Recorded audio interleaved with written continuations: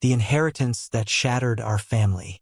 I didn't know it then, but the morning my father died would be the last peaceful moment my family ever shared. Tuesday, February 11th, 6:42 a.m. The house was still dark when my phone lit up on the nightstand. One missed call from my brother, Mark. Two from the hospital. A text that just said, "Call me. Now." By 7:15, I was standing in a room that smelled like cold metal and disinfectant, staring at a body that didn't look like the man who raised me. His hands, once rough and warm from years of working land no one else wanted, were pale and still. I remember touching the hem of the thin hospital blanket. I remember how heavy the air felt, and I remember thinking the same thought over and over. He can't be gone. Not him. But grief has a cruel sense of timing. It never comes alone. Because by 9:03 a.m., before we even left the hospital parking lot, Mark said something that made my stomach drop. "Dad didn't leave a will," he muttered, staring straight ahead. "So the land? It's ours. Split 50-50. He said it too quickly, too confidently, like he'd rehearsed it. And right there, before grief even settled in, the first crack in our family formed. We didn't talk much the next few days. The funeral planning, the condolences, the casseroles. It all blurred into white noise. But Wednesday night, something happened that snapped everything into focus. At 11:47 p.m., I got a call from a number I didn't recognize. A man's voice. Low. Urgent. "You don't know me, but your father trusted me." I sat up instantly. "Who is this?" "You need to check his safe," the man whispered. "Before your brother does." My skin prickled.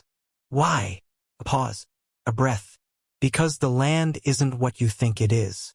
And he didn't want Mark to have it." The line clicked dead.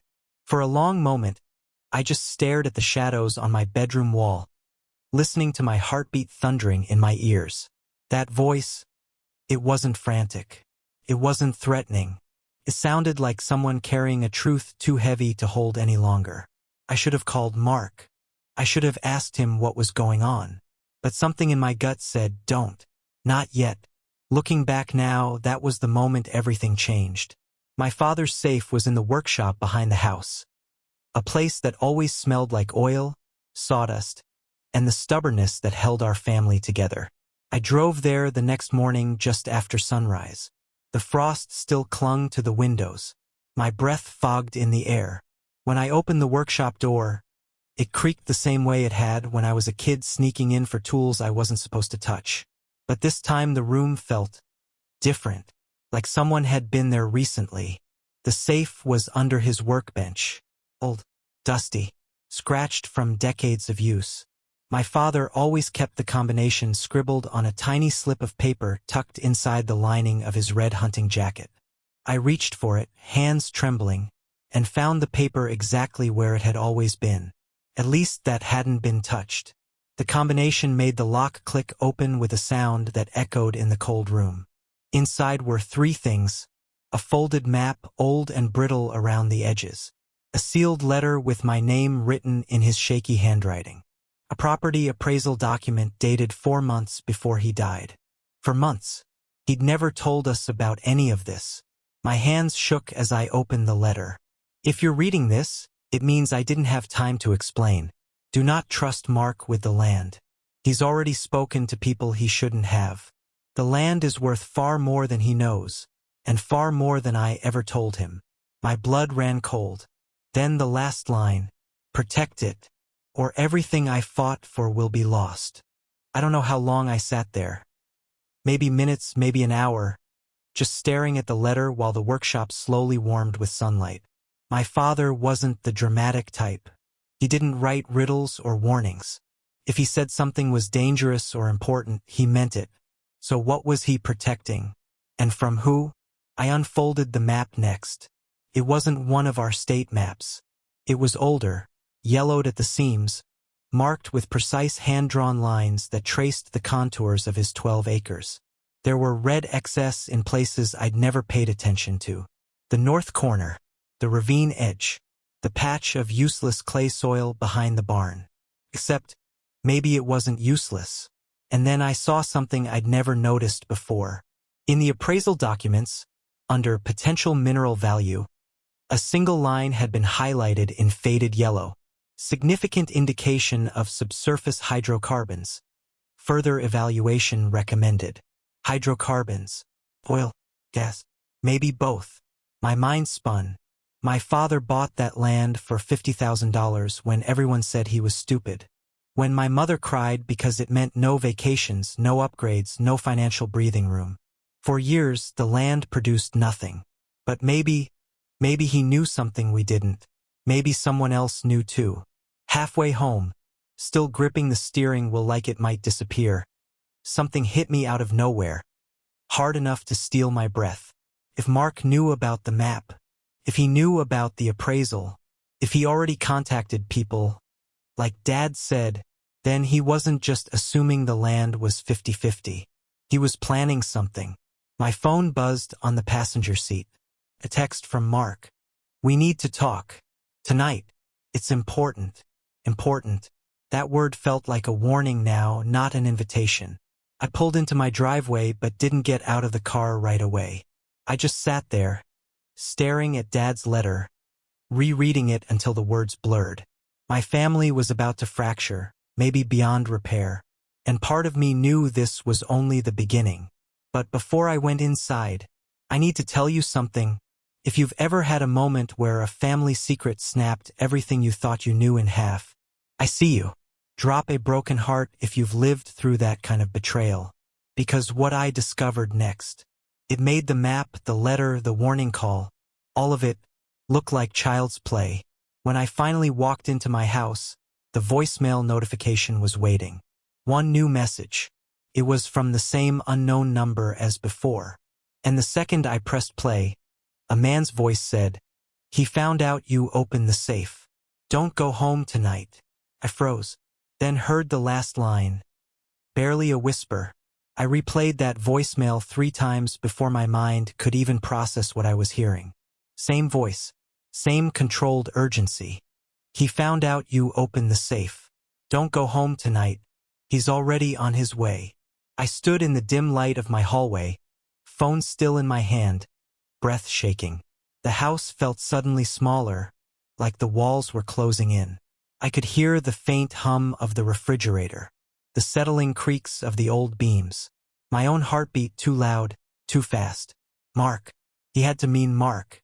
But why? How? He didn't know I went to Dad's workshop. No one did, unless someone was watching. I walked to the front window, peeled back the curtain an inch. The street was quiet. No headlights. No movement. Just cold night air flickering under the street lamps. Still, something felt off. A heaviness. A wrongness. I locked the door. Then the deadbolt. Then the chain. It didn't help. My phone buzzed again. Mark. Leaving now. Be there in 20. Not a question. Not a brotherly check-in. Just a statement. My stomach twisted. I grabbed my jacket, Dad's map, the letter, and the appraisal. I didn't take anything else. Not even my toothbrush. Some instinct deeper than fear told me I couldn't be here when Mark arrived. By 11:12 p.m., I was backing out of the driveway, headlights off. I drove without a destination, just moving, letting the paranoia guide me. Every car I saw behind me felt like it was following. Every intersection felt like a trap. At 11:37 p.m., I pulled into the parking lot of an all-night diner, the kind that smells like burnt toast and trucker coffee.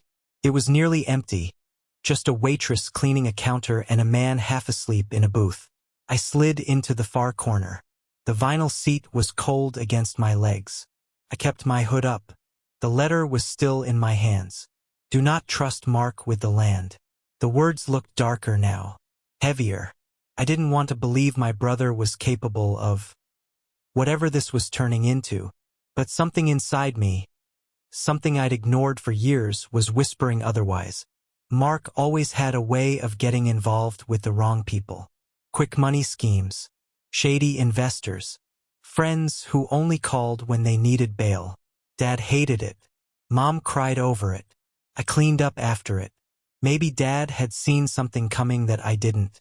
Maybe that stranger on the phone knew more than we realized. My hands were cold as I unfolded the old map again. The red excess, the marked ravine, the strange symbols near the north corner. My father wasn't an artist. He didn't doodle or draw. Everything he put on paper had purpose. But it was the appraisal, creased, stained, too new, that set my pulse racing. I stared at the highlighted line, significant indication of subsurface hydrocarbons. Oil, gas, a fortune buried under useless-looking dirt. No wonder Dad kept it secret. No wonder someone wanted it. The waitress slid a cup of black coffee in front of me. "Long night?" she asked. I nodded. "You have no idea." She gave a sympathetic half-smile and walked away. I stared at the steam rising from the cup. My whole life that land was just there, a background detail in our family story. Something Dad loved for reasons I never understood. But now it was a ticking bomb. My phone vibrated. A voicemail, this time from Mark. I hesitated, then hit play. His voice was sharp, irritated. "Why aren't you home? Where the hell are you? We need to settle this. Call me back." Settle what? And then something else, barely audible. Someone whispering behind him. "Ask if he found the papers." I froze. Mark wasn't alone.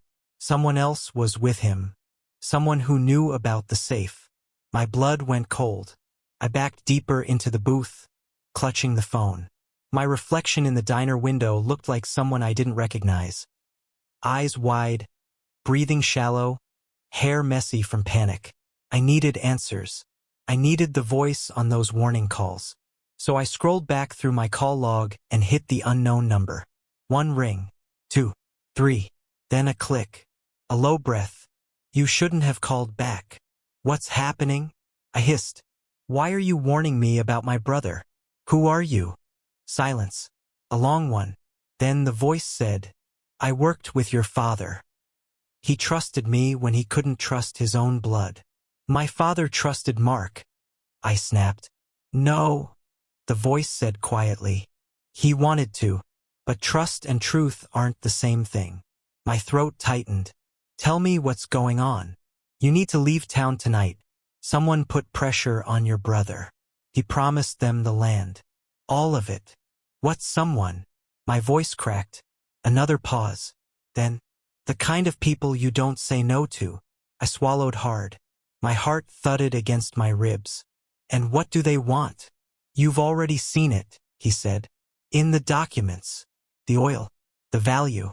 The land my father hid." My fingers trembled around the phone. "Why tell me? Why risk this?" A soft exhale. "Because your father saved my life once. I owed him. And now I owe you."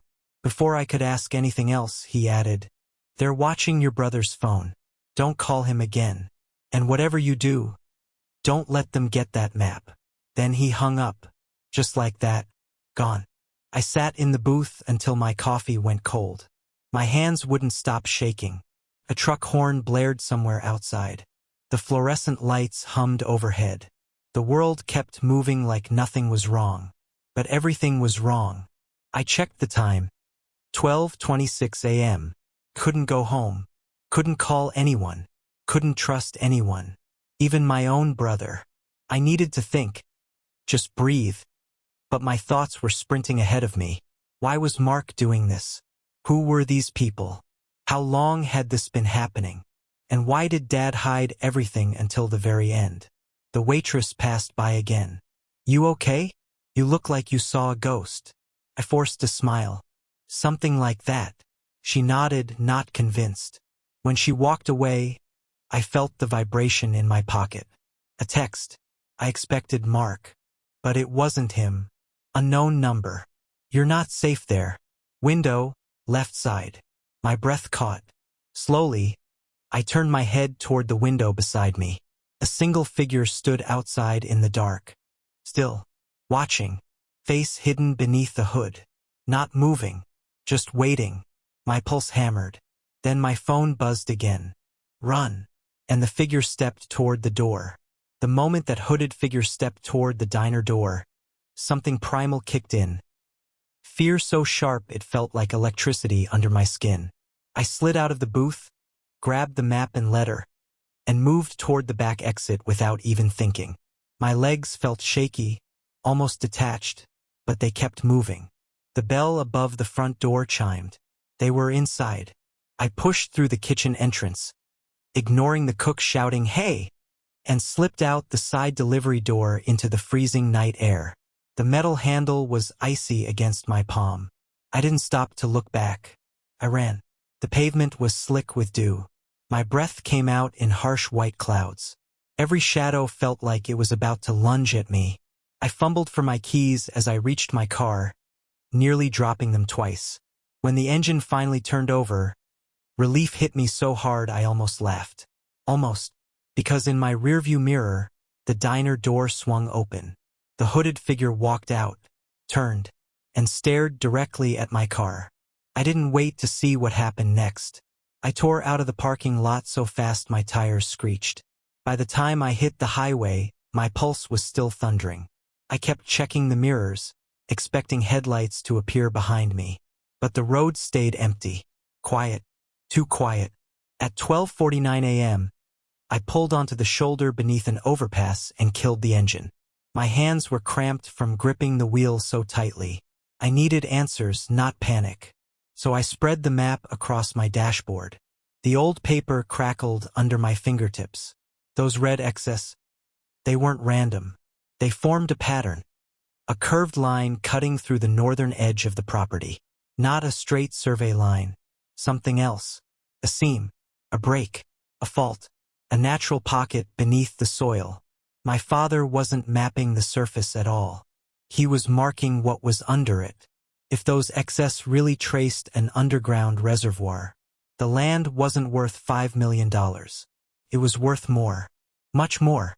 And Mark wasn't stupid. If he got pressured into something with dangerous people, people who wanted that land, he would try to hand it over before I understood what it truly was. Dad knew that. That's why he left the map for me, not us. I traced the symbols again, and that's when I noticed something I'd missed in the panic earlier. Tiny initials written beside the largest red X. JT. Not my father's initials. Not mine. Not Mark's. A different name. Someone my father trusted enough to mark on a map, but not enough to mention to his own family. My father had a secret partner. And if this JT helped him locate oil, then they would know exactly how valuable the land was, years before the appraisal.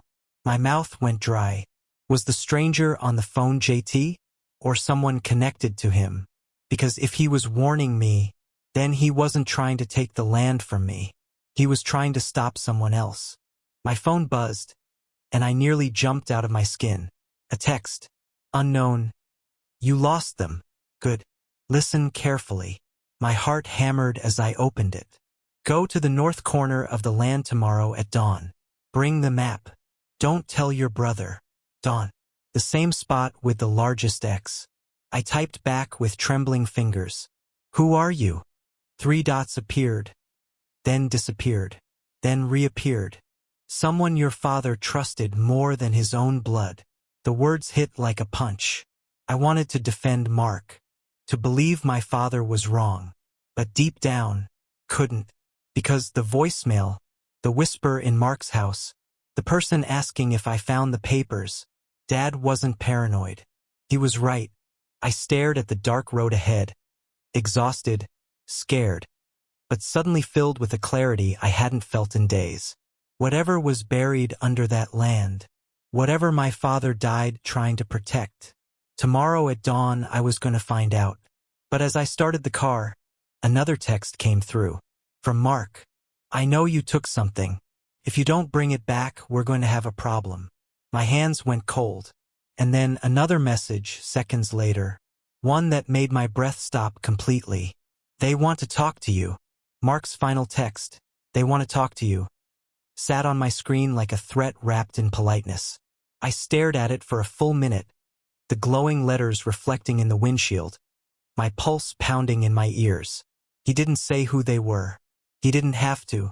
Whoever was backing him, whoever pressured him into this mess, They were finally stepping out of the shadows. And they wanted me. I drove another 20 minutes before pulling into the empty lot of an abandoned lumber yard. Rusted metal. Empty trailers. The faint hum of a distant highway. It was the only place I felt sure no one would follow me. At 1:18 a.m., I finally responded. Not tonight. It was stupid, but I needed space. Needed to breathe. Needed to think without fear choking every thought. Mark replied instantly. You don't have a choice. A beat. Then another text. Come home. Now. Home. As if that was still a safe word. I locked the phone and leaned back in the driver's seat, exhaling a breath that trembled.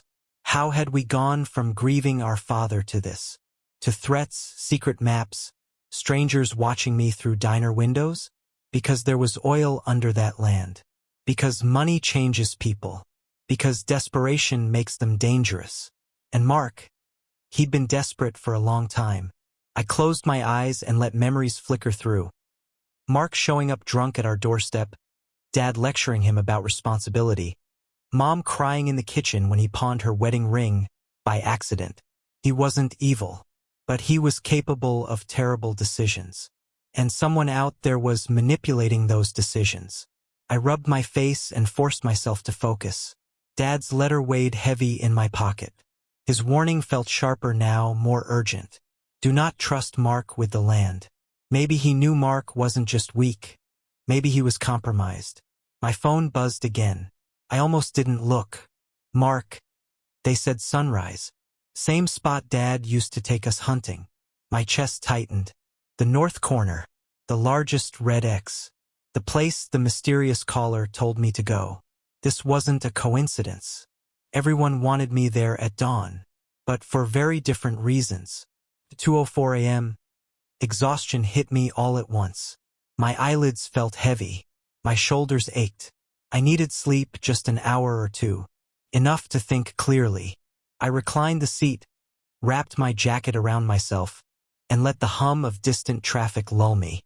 I don't know when I drifted off, but I know exactly when I woke up.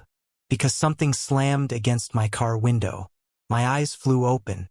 Adrenaline snapped through me like a whip. A flashlight beam blasted into my face. For a split second, I couldn't breathe, couldn't move. Then the beam shifted, and I saw him. Mark. His expression wasn't angry. It was worse. Cold. Blank. Purposeful. He tapped the glass again. Open the door. I shook my head instinctively. He tried the handle. Locked. His jaw tightened. I'm not here to hurt you, but they're waiting. And I told them you wouldn't run. His voice wavered on the last word. Just enough to tell me he knew exactly what he was doing, and hated himself for it. I lowered the window an inch. Who's they? Mark. He swallowed. Hard. Investors. Investors don't stalk people at diners. He flinched. Look. They said they'd wipe my debt if I brought them the map. I didn't tell them Dad left something for you. I swear. My stomach twisted. How much do you owe? He looked away. Enough. Enough to sell me out. Enough to drag me out here in the middle of the night. Enough to risk everything Dad tried to protect. I opened my mouth to argue, but then headlights swept across the lot. Not just one car. 3. They boxed us in silently, engines idling like predators waiting to pounce. Mark whispered, Please, just hand it over. Before this gets worse. My fingers curled around the map inside my jacket. And that's when my phone buzzed with a new message from the unknown number. If you give them that map, you won't live to see sunrise. A chill raced down my spine. Another message instantly followed. Stay in the car. Whatever you do, don't get out. Outside, 3 doors opened. Men stepped into the darkness. And Mark, my brother, my blood, took a step back like he was delivering me to them. The 3 men stepped out of their vehicles with the kind of calm that made my skin crawl. Like they'd done this before. Their silhouettes were solid, heavy, unmoving in the faint glow of the headlights. One wore a long coat. Another kept a hand in his pocket. The third, taller, broader, just stared at my car like he already owned everything inside it, including me. Mark stood between us, his breath fogging in the cold air. His voice cracked as he whispered through the window, "Just, please, don't make this harder." Harder for who? Me? Or him? Before I could answer, the man in the long coat stepped forward. He didn't shout, didn't threaten. He simply raised a hand and said, "Come out. We need to talk." Something in his tone made my blood turn to ice. There was no anger, no impatience, just certainty, like he knew I would obey. I didn't. I rolled the window up another inch and stayed dead still. The unknown number vibrated in my pocket again. Leftmost car. Engine running. Keys inside. 30 seconds. I flicked my eyes to the vehicle on the far left. A black SUV. Lights dim. Slight exhaust drifting out. It was running. My pulse hammered so loudly I almost didn't hear the tap on the window. Mark again. "Don't be stupid," he whispered. "They're not gonna hurt you if you give them the map." The map pressed against my ribs under my jacket, its shape suddenly feeling like a target. I leaned closer to the cracked window. "Did Dad ever tell you what was under that land?" He shook his head. "No. But they showed me the survey." "The what?" Mark swallowed hard. "Dad hired a private surveyor last year. A specialist. The guy found something big. But Dad shut it down. Didn't file anything. Didn't tell me why." My chest tightened. "What did the surveyor say?" "He told Dad the land could be worth millions." Mark's eyes darted toward the men behind him. "They think he hid the full report. They think you have it." "Million." Everything clicked like a loaded gun. Dad's secrecy. The map. The symbols. The highlighted appraisal. The warning calls. He knew exactly what he was sitting on. And he knew the moment someone else found out, the land would become a battlefield. Mark lowered his voice. "Please just hand it over. I can't walk away from them." I stared at my brother. Really stared. He wasn't scared of me. He was scared of them. And that made him infinitely more dangerous. Long Coat stepped closer. "Open the door." I didn't move. He tapped the glass once with 2 knuckles. Polite. Deadly. "Last chance." The text buzzed again. "Now." I made the decision in less than a second. Fear made it for me. I slammed my foot on the gas. The car lurched forward, then hard left. Tires screaming across the gravel. Shouts erupted behind me. Flashlights cut across the dark. One man reached for something at his waist. I didn't wait to see what. I shot toward the black SUV, skidding sideways, stopping just short of its front bumper. I was out of my car before it stopped rocking. Heart hammering, legs numb, breath burning in my throat. The SUV's door was wide open, keys hanging, just like the message said. "I dove inside." The moment the door slammed shut, a gunshot cracked through the night. The back window of my car exploded into glittering shards. My scream caught in my throat. Another shot closer hit metal. I slammed the SUV into drive and floored it. Gravel spat out behind me as the SUV shot forward, fishtailing before gripping the road. The lot shrank in my rearview mirror. My car, my brother, the 3 men, becoming smaller, smaller, swallowed by darkness. But Mark didn't run. He stood there watching me speed away, hands and fists at his sides. And before I lost sight of him, he mouthed something I'll never forget. "You shouldn't have done that." My stomach dropped, because deep down, I knew he wasn't warning me. He was promising me this wasn't over. Not even close. The SUV roared down the empty highway, its engine vibrating through the steering wheel. But my hands were shaking so badly, I could barely keep it straight. My breath came in ragged bursts. My ears were still ringing from the gunshots. I checked the rearview mirror, nothing but darkness. No headlights. No pursuit. Not yet. But Mark's words kept replaying in my head, sharp as glass. "You shouldn't have done that." Not shouted. Not angry. Just final. I didn't know if he was warning me or condemning me, and I didn't know which one scared me more. At 2:41 a.m., I pulled the SUV into an abandoned rest stop. A single flickering lamp buzzed overhead. The wind whistled through broken vending machine slots. It felt like the kind of place people disappeared from. Perfect. I killed the engine and sat in silence, gripping the map through my jacket like it was the only thing keeping me alive. For a minute, all I could hear was the heavy thudding of my heartbeat. Then my phone vibrated. I flinched. Unknown number again. You made the right move. They won't find you for a while.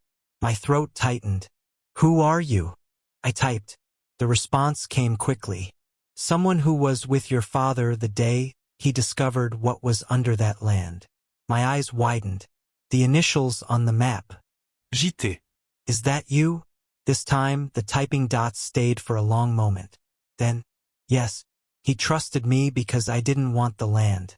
I just wanted him safe. Safe. The word felt wrong now. Too late. I swallowed hard. So what's under it?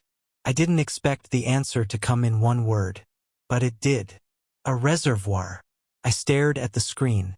Oil was one thing. Gas was another. But a reservoir? A massive underground lake of hydrocarbons? That was generational wealth. Corporate war wealth. The kind of discovery men kill for. And my father, simple, stubborn private, had tried to hide it. JT texted again. Your father wanted to reveal it legally. Slowly. Safely. But someone leaked the survey. My pulse quickened. Mark. Another pause. Longer this time. No. He didn't know the value. Not at first. Someone else did. Cold sweat trickled down my spine. Who? Before he could answer, headlights swept across the rest stop. My breath froze. One car. Not three. Not the men from earlier. But the car was familiar. My brother's. He pulled in slowly, cautiously, like a predator approaching wounded prey. His silhouette sat still behind the wheel. Watching. Waiting. My phone buzzed. JT. Don't let him see the map. No matter what he says. I slid the map deeper into my jacket just as Mark stepped out of his car. The slam of the door echoed across the empty lot. He didn't storm toward me. He didn't yell. He didn't even look angry. He looked tired. Dark circles under his eyes. Shoulders sagging. Hands trembling just slightly. He walked to the driver's side window and tapped it gently, like he was afraid I might break. I cracked it open an inch. Why did you run? He whispered. I laughed, sharp, humorless. Because they shot at me, Mark. His jaw flexed. I told them not to. That made something inside me snap. You told them? I hissed. You're working with people who shoot at your own brother? His expression twisted with guilt and panic. You don't get it. They're threatening me. Threatening everything. I didn't have a choice. Yes, you did. My voice shook, but it came out steady enough. You chose them. He stepped back like I'd struck him. I chose survival. We stared at each other through the cracked window. Two brothers standing on opposite sides of a line our father never wanted us to cross. Then Mark said something I'll never forget. Just give me the papers. Please. They said if I bring the map, they won't come after you. My chest tightened. Because it wasn't a lie. He believed every word. But JT's next text appeared on my screen like a knife. If he takes that map back to them, they'll kill him. And then they'll come for you. I stared at Mark. Really looked at him. His fear. His desperation. His attempt to save me by sacrificing himself. He wasn't the villain. He was the bait. And those men weren't done hunting us. Mark, I whispered. We need to get off this road. Now. He frowned. Why? I opened the door just enough to speak clearly. Because someone leaked the survey, and it wasn't you. Mark's eyes flickered with confusion. Then realization. And then fear. Real fear. Then who? A pair of headlights appeared at the end of the lot. Not Mark's car. Not the SUV. Another vehicle. Slowing. Pulling in. Silent. JT's final message came through. They found you.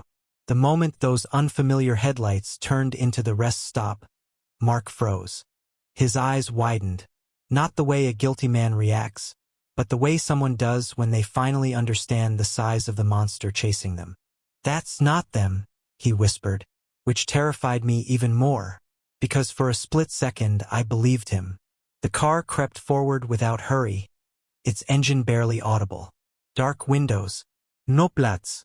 Not even the soft rumble of music or movement inside. Just silence, predatory silence. My phone buzzed with a single message from JT. "Do not run. Do not talk. Watch."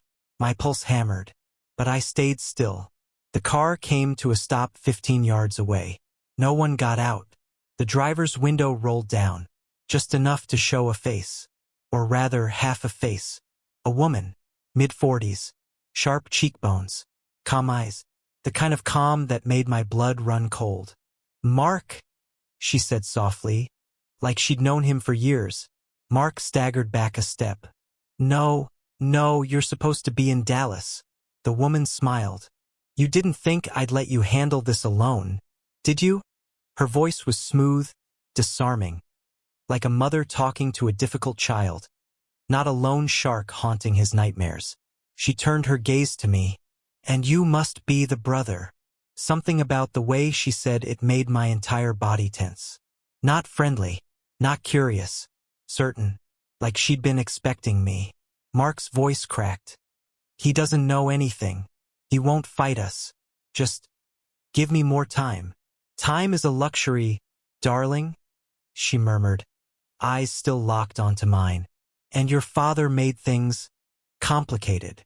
My breath caught. "What do you know about my father?" I asked. Her smile sharpened. "Everything he tried to hide." I edged closer to the SUV, ready to dive back inside. She noticed. Of course she noticed. "You've seen the map," she said. Not a question. A fact. Cold panic surged through me. I forced my voice steady. "You're not getting it." She leaned her elbow casually against the window frame. "Those documents belong to my client." Mark looked at her sharply, eyes wide. "Client? You said we were partners." She ignored him, didn't even blink. "My employer wants the report your father got from the surveyor." Her tone softened again, disturbingly gentle. "The real one, not the edited copy your father filed." Mark stared at me like he'd been punched. "Dad filed an edited copy?" I swallowed. Of course he did. He knew exactly what he was sitting on. He knew the real results would draw people like her. The woman nodded toward the SUV. "It's in there, isn't it?" My hand tightened on the map inside my jacket. She continued, voice silky. "Your father was smart, but he underestimated desperation. He didn't think someone close to him would lead us straight to it." Mark's head jerked up. "I never told you about the map. I didn't know about the safe." She gave him a pitying look. "Mark, we never needed you to know. Your leverage. That's all." I felt the blow for him. I watched his shoulders cave. Watched the truth break him open. He wasn't their partner. He was their pawn. And she just tossed him aside like trash. My phone buzzed. "JT. Distract her. I'm close." My breath hitched. I forced myself to speak, every nerve shaking. "If all you wanted was the report, why pull guns? Why chase me?" She sighed. "Because your father didn't trust the government. He didn't trust the banks. And he certainly didn't trust us. So he hid things. Papers, maps, coordinates." Her eyes darkened. "And he told someone else where to find them." The air went still. Too still. "Who?" I asked. She smiled. Not warmly. "He called him John. But you know him as JT." My pulse slammed in my ears. Mark whispered, "Who the hell is JT?" Before I could answer, a loud crack split the night. A spotlight exploded behind us. A second car screeched into the lot. The woman's expression changed instantly, annoyance flickering into fear. "Move!" she barked. But it was too late. A man stepped out of the second car. Voice low, controlled. "You're done here." I knew that voice. JT. JT stepped out of the second car like a man who'd already calculated every possible outcome. Calm. Steady.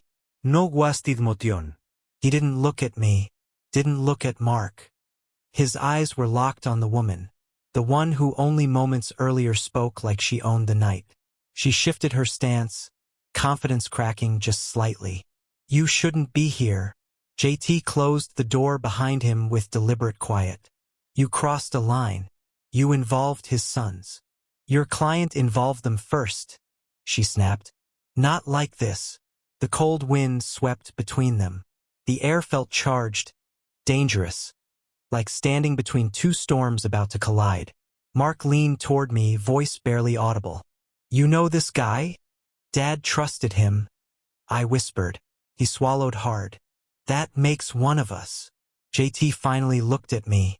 Just a flicker. A silent question. Do you have it? I tapped my jacket subtly. He gave a barely perceptible nod. The woman noticed the exchange instantly. Enough. She raised her hand sharply. If the map is here, we settle this right now. JT stepped forward, placing himself directly between her and me. You're not touching anything. She laughed. A sharp, bitter sound. You think you can stop this? I already have. Her smile faded. JT took another step toward her, voice low.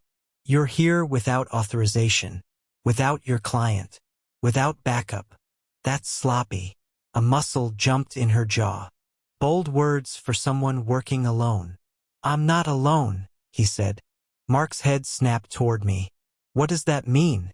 I didn't know, but I felt it, something in the air shifting. And then, the ground vibrated. Just a faint tremor, a pulse beneath the earth. The woman froze. JT's eyes narrowed. My breath caught. What was that? Mark whispered. Another tremor. Stronger this time. Then a deep, muted tum sounded under us, like something far below the surface exhaling. JT's posture changed instantly. Tension tightened every line of his body. No, he muttered. Not now. The woman took a step back. You didn't tell me it was this close. It wasn't supposed to be, he said. What's happening? I asked, panic rising. JT turned to me. The reservoir isn't stable. My pulse surged. What does that mean? It's moving, he said, voice sharp. Shifting. Pressure is building under the north corner. The north corner. The largest X on the map. Oh my God. I breathed. Is it dangerous? Yes, he said. If someone drilled too close or disturbed the surface. The woman cut in. We had nothing to do with that. JT snapped. Then someone did. Another deep rumble vibrated up through my shoes. Mark staggered. Dad knew about this? JT nodded. It's why he shut the survey down. He didn't want a blowout. He didn't want the company involved. He didn't want anyone dying for money. The woman's expression twisted. It's too late for that kind of morality. And then, from behind her, her driver stepped out of the car. Not calmly. Hurried. Pale. Wide-eyed. He whispered something into her ear. Her expression changed instantly. Fear slicing clean through the arrogance. She snapped her head toward us. We have to leave. Now. All of us. JT stiffened. What's wrong? Her voice dropped to a whisper. One of our drill teams. They broke ground near the ravine yesterday. They weren't supposed to. Now the system's picking up pressure spikes. JT's face went white. You idiots, he hissed. You triggered it. My heart slammed against my ribs. Triggered what? The woman met my eyes. The reservoir is going to breach. A cold shock shot through me. As in, explode? Not exactly, JT said. But if it vents, if the earth opens, we're talking a collapse zone miles wide. Mark's voice cracked. So what do we do? JT looked at me first, then at the woman, then toward the dark road leading to our father's land. We go to the north corner, he said. Now, before the ground gives way. The woman hesitated. You're insane.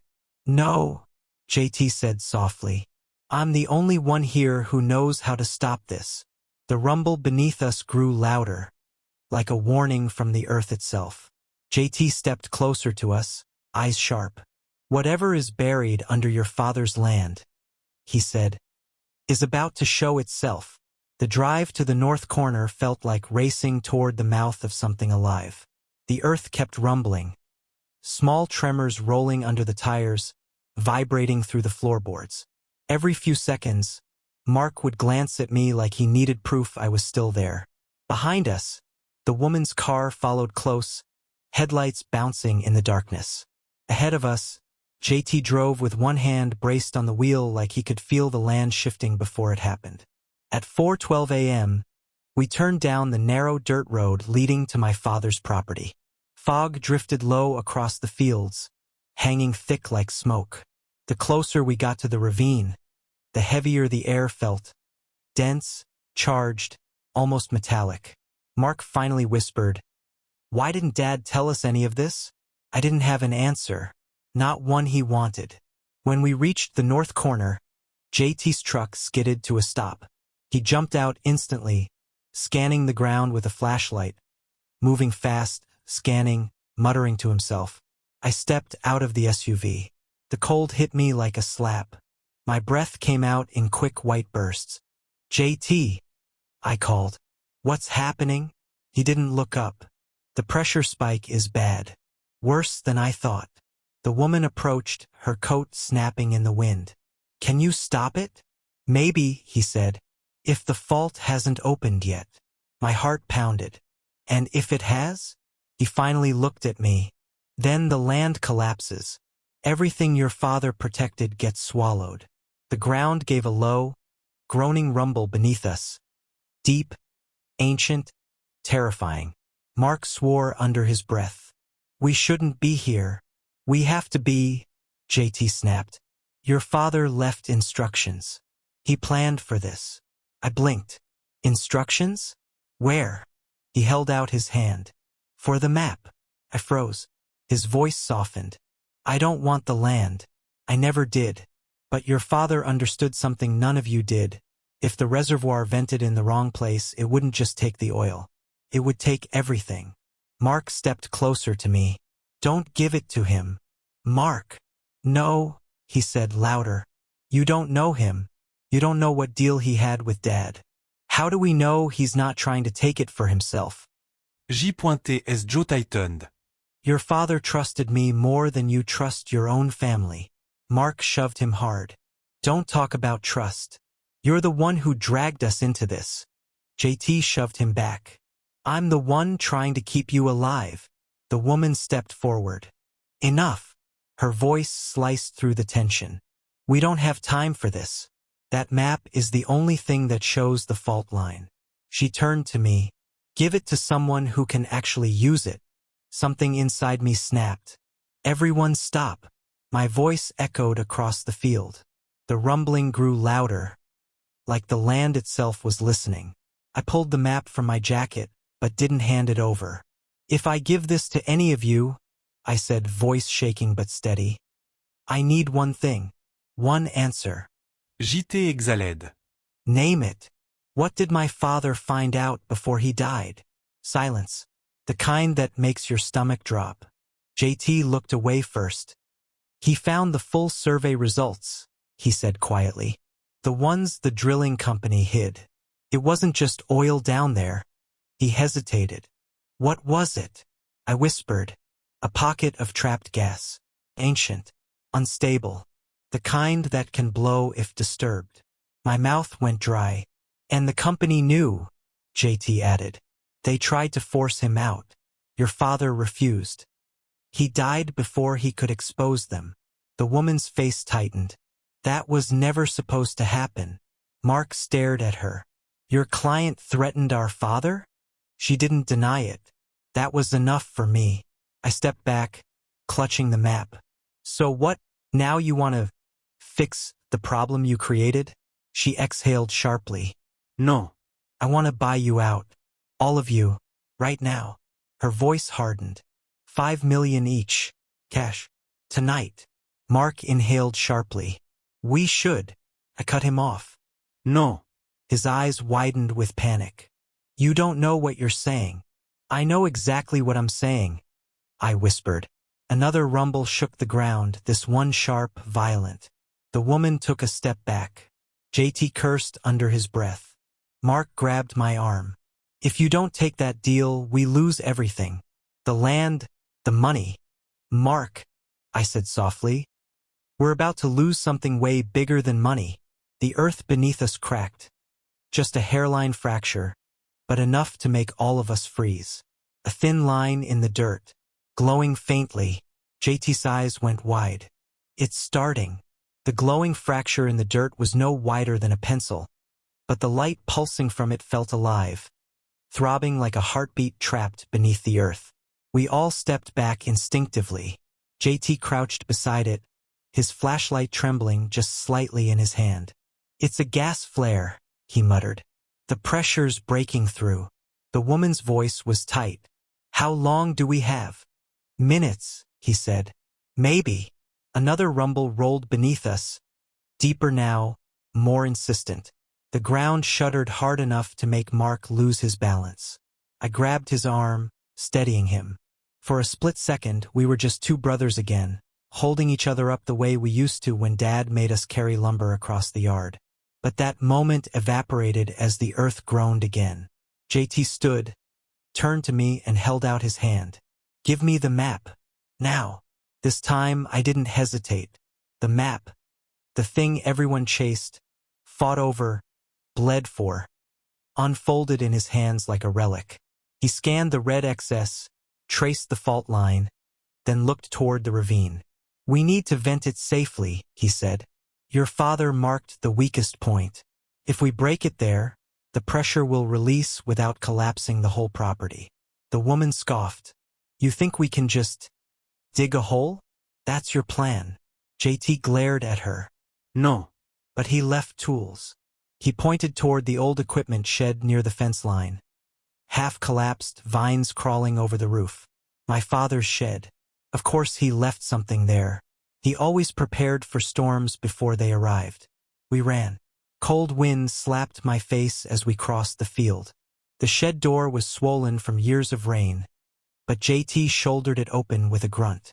Inside, dust floated in the beam of the flashlight like tiny ghosts. And there, against the back wall, were the tools. Heavy rods, pressure gauges, a manual venting spike older than me. Dad knew. He knew this day might come. He planned for it. My chest tightened so painfully I had to steady myself on the wall. JT grabbed the spike and tossed the other tools to Mark and me. We drive this into the ravine wall. Fast. Clean. Before the pressure finds its own exit. I nodded, adrenaline swallowing my fear. When we reached the ravine, the air was warm, unnaturally warm. The ground vibrated like a living thing.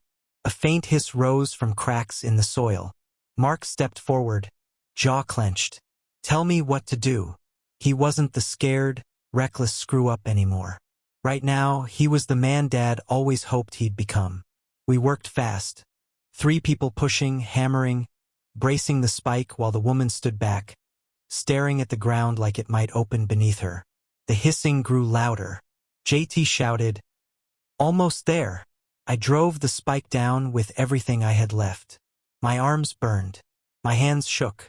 The metal vibrated violently as it hit the fault line. Then, a roar. A deafening, explosive burst of pressure shot upward. Hot air whipping my hair back, dirt blasting into the sky like a geyser of dust and heat. It wasn't fire. It wasn't destruction. It was release. The ground trembled beneath us, then settled. Quietly, slowly, peacefully. JT sagged to his knees, breathing hard. It's done. Mark leaned on the spike, chest heaving. The woman backed away, face pale, realizing no amount of money could buy control over something this powerful. I stepped to the edge of the ravine. The faint glow had vanished. The earth was still again, like it was finally exhaling after holding its breath for years. We didn't speak for a long time. Not until the sun crept over the horizon, painting the field in gold. Mark wiped his face with a shaking hand. I'm sorry, he whispered. For everything. I nodded slowly. We can fix some of it. Not all. But some. He nodded back, tears in his eyes. JT approached, the map rolled under his arm. Your father didn't want the land to make you rich. He wanted it to keep you grounded. To keep you together. My throat tightened. He didn't get that. Maybe he did, JT said softly. Just not the way he expected. The woman walked toward her car, defeated, not angry, not threatening. Just done. This never happened, she said. None of you saw us. And then she drove away without another word. We let her go. 3 months later, the land is quiet, stable, safe. Mark and I repaired the shed, cleared the brush. We walk the property together now, slowly, carefully, learning to rebuild trust the same way the earth rebuilt its strength. Some wounds don't vanish, but they stop bleeding. Dad left us a map to something dangerous, something ancient, something bigger than greed. And in the end, the real discovery wasn't the oil beneath our feet. It was the truth that surfaced because of it. I still visit the north corner sometimes. I stand at the edge of the ravine, listen to the silence, and I swear, in the soft hum of the morning wind, I can still hear my father's voice. Protect it. I finally understand what he meant. End of story.